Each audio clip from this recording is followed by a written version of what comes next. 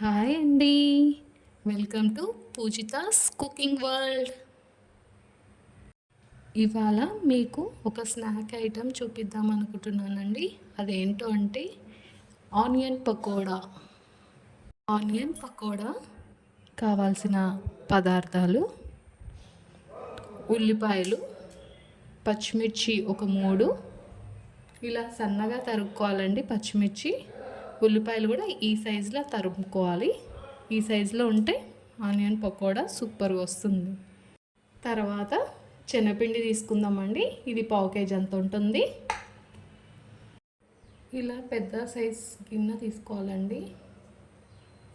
ఇలా పెద్ద సైజ్ గిన్నె తీసుకొని దీంట్లో ఆనియన్, పచ్చిమిర్చి వేసేసుకుందాం.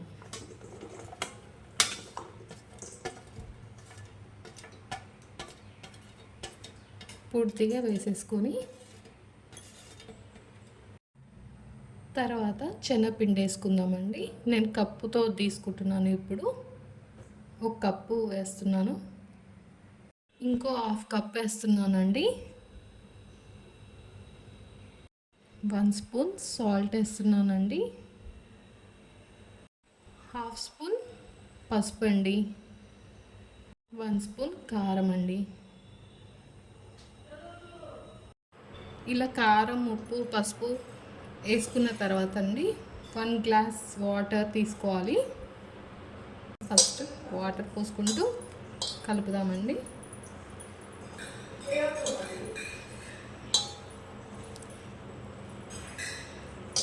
ఇలా కలుపుకోవాలండి. ఇలా కొన్ని వాటర్ వేసుకుంటూ కలిపేసుకోవాలి.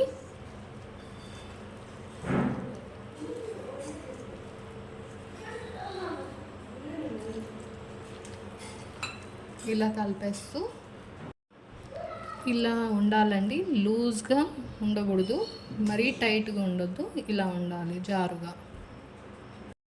ఇలా స్టవ్ మీద ప్యాన్ పెట్టుకొని ఆయిల్ వేసుకొని ఇలా ఆయిల్ హీట్ అయ్యాక పకోడీ వేస్తున్నానండి. వేడివేడిగా వేసుకుందామండి పకోడీ.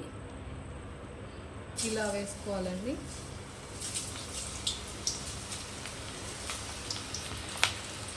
సిమ్ మీద పెట్టి వేయించుకున్నాము.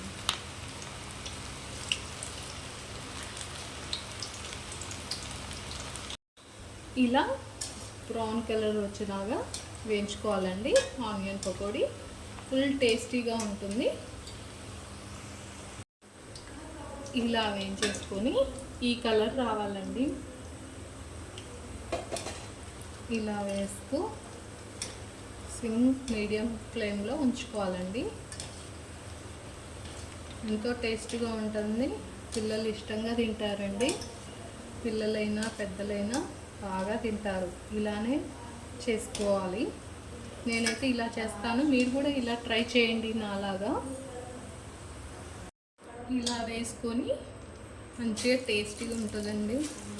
ఇలా వేసుకొని తింటే పిల్లలు ఇష్టంగా తింటారు. స్నాక్స్ రూపంలో